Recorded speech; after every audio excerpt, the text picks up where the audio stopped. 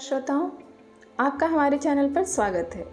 अगर आपको कहानी अच्छी लगे तो वीडियो को लाइक तथा चैनल को सब्सक्राइब अवश्य करें। साथ ही साथ बेल आइकन को प्रेस करना ना भूलें ताकि हमारी कहानियाँ आप तक पहुँच सकें सबसे पहले। चलिए शुरू करते हैं आज की कहानी। आज की कहानी का शीर्षक है अपने लिए बोलना ज़रूरी है। सुहासिनी इस बार भी गर्मियों में मायके नहीं गई? तुम्हारा मन नहीं करता मायके जाने का? 4 सालों से देख रही हूँ, हमेशा गर्मियों में तुम्हारी जेठानी मायके जाती है, पर तुम कभी नहीं जाती, रक्षाबंधन पर भी नहीं जाती। ऐसा क्यों? राधा काकी ने सुहासिनी से पूछा।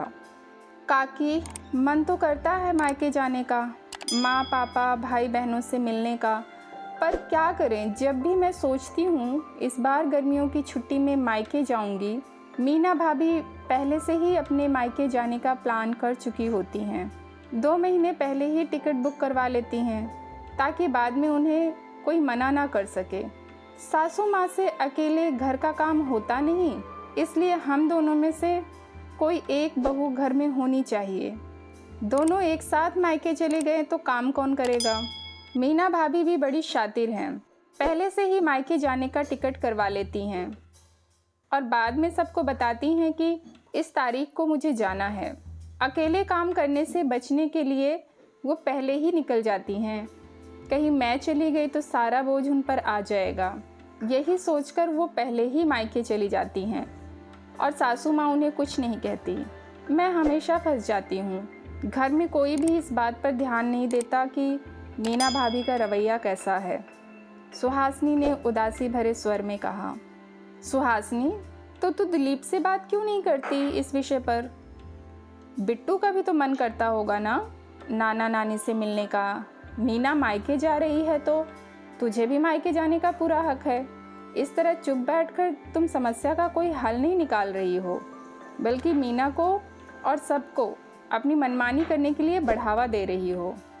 चुप रहोगी तो घर के सभी लोग यही समझेंगे कि तुम अपने मायके जाना ही नहीं चाहती।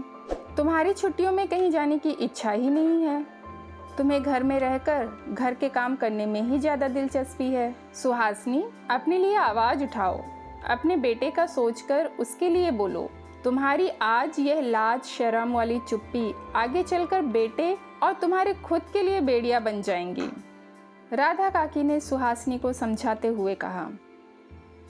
काकी, बिट्टू के पापा का तो दिमाग हमेशा गर्म ही रहता है। ऐसा लगता है जैसे गरम तवा सिर पर उठाए घूम रहे हों। कुछ कहने जाओ तो झल्ला जाते हैं, इसलिए मैंने बोलना ही छोड़ दिया है। जितना काम उतनी ही बात होती है हमारे बीच। सासू माँ का अब क्या कहूँ, उन्हें केवल खाना पीना, घर की साफ सफाई और उनकी सेवा से मतलब है। किसी के अरमानों से उन्हें क्या लेना देना। उनका सब काम सुचारू रूप से चलता रहे और उन्हें किसी से कोई मतलब नहीं है। बहू काम करने के लिए ही तो लाई हैं। काकी, अब मैं क्या करूं? कोई सुनने समझने वाला नहीं तो किससे कहूं? सुहासिनी ने रुदन स्वर में कहा। सुहासिनी, तेरी बातें सुनकर अब मुझे तेरे ऊपर गुस्सा आने लगा है। पढ़ी लिखी होकर तुम इस तरह उदासीन बातें कर रही हो। यह कोई बहुत बड़ी समस्या नहीं जिसका हल ना निकाला जा सके। जब घी सीधी उंगली से ना निकले तो उंगली थोड़ी टेढ़ी करनी ही पड़ती है और इसमें कोई बुराई नहीं है। सीधी सादी अच्छाई किसी को हजम नहीं होती, यही दुनिया की सच्चाई है।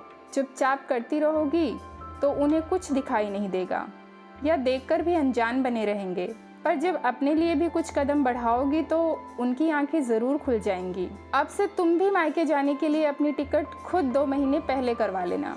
परिवार के सभी सदस्यों के सामने कह देना इस बार तुम छुट्टियों में अपने घर जा रही हो। राधा काकी ने कहा। अगली गर्मियों में जब बिट्टू की स्कूल की छुट्टियां हुई, सुहासिनी ने पहले से ही अपने भाई की सहायता से मायके जाने की टिकट बुक कर ली। शाम में सभी आंगन में बैठ चाय पी रहे थे, तभी मीना ने कहा, माँ जी, मैं अगले गुरुवार को मायके जा रही हूँ। टिकट कंफर्म नहीं है पर हो जाएगा। माँ जी कुछ बोलती उसके पहले ही सुहासिनी बोल पड़ी। माँ जी, मैं भी इस बार मायके जा रही हूँ। मेरा टिकट मंगलवार का है और कंफर्म भी है। 4 साल हो गए छुट्टियों में मायके नहीं गई। बिट्टू भी जाना चाहता है, मीना भाभी तो हमेशा जाती हैं, उनका टिकट भी वेटिंग में है, पता नहीं कंफर्म होगा या नहीं। इस बार मैं छुट्टियां मनाकर आती हूँ, भाभी अगली बार चले जाएंगी। सुहासिनी को बोलता देख मीना बोली, अरे सुहासिनी मैं हमेशा जाती हूँ, इसका क्या मतलब? साल भर में एक बार तो मायके जाती हूँ, वो भी ना जाऊँ? मेरी टिकट कंफर्म हो जाएगी, मुझे तो जाना ही है। तुम तो कभी जाती नहीं, फिर कभी चले जाना, तुम्हारा जाना ज़रूरी नहीं लगता।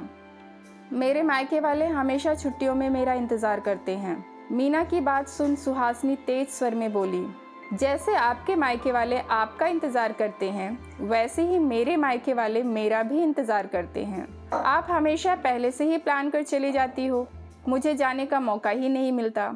आपको पता है माँ जी को अकेले काम में दिक्कत आती है, इसलिए हम में से एक को तो रुकना ही है। आप तो कभी सोचती नहीं कि कभी आप भी यहाँ रुककर अपना फ़र्ज़ निभा लें। अब आप बड़ी होकर अपनी जिम्मेदारी नहीं निभा रही, तो हम छोटों को तो अपना फ़र्ज़ निभाना ही है। सुहासिनी बोले जा रही थी, तभी सास कमला जी सुहासिनी के बीच में बोल पड़ी, मीना सुहासिनी सही कह रही है, इस बार वह मायके जाएगी, तू यहीं रहना। बहुत गर्मी की छुट्टियां मना ली, अब गर्मी में घर की जिम्मेदारी भी निभा लो। घर की बड़ी बहू हो तो बड़प्पन दिखाते हुए छोटों के बारे में भी सोचना तुम्हारा कर्तव्य है। केवल खुद के बारे में ही सोचते रहना तुम्हें शोभा नहीं देता।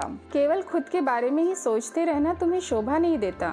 सुहासिनी कुछ बोलती नहीं तो क्या हुआ, तुम्हें उसकी भावनाओं का ध्यान रखना चाहिए। समानता का भाव रखकर ही परिवार और रिश्ते सही तरीके से चलते हैं। कमला जी ने सुहासिनी की तरफ देखकर कहा, सुहासिनी मायके जाने की तैयारी शुरू कर दो। इस बार हमारी तरफ से समधन जी के लिए हापुस आम की पेटी लेकर जाना, उन्हें आमरस बहुत पसंद है ना। कमला जी का यह बदला रूप देख मीना मन ही मन आश्चर्यचकित होकर खिसियाते हुए घर के कामों में व्यस्त हो गई। सुहासिनी खुशी खुशी मायके जाने की तैयारी करने लगी। राधा काकी भी सुहासिनी के मायके जाने की खबर सुन बहुत खुश हुई। श्रोताओं, खुद के लिए आवाज़ उठाकर ही हम बदलाव की उम्मीद रख सकते हैं। चुप रहने से हमेशा समाधान नहीं मिलता। ये कहानी आपको कैसी लगी? अगर कहानी आपको अच्छी लगी तो लाइक तथा शेयर ज़रूर करिए। इसी प्रकार की अन्य कहानियों को सुनने के लिए हमारे चैनल को सब्सक्राइब भी अवश्य करें। धन्यवाद।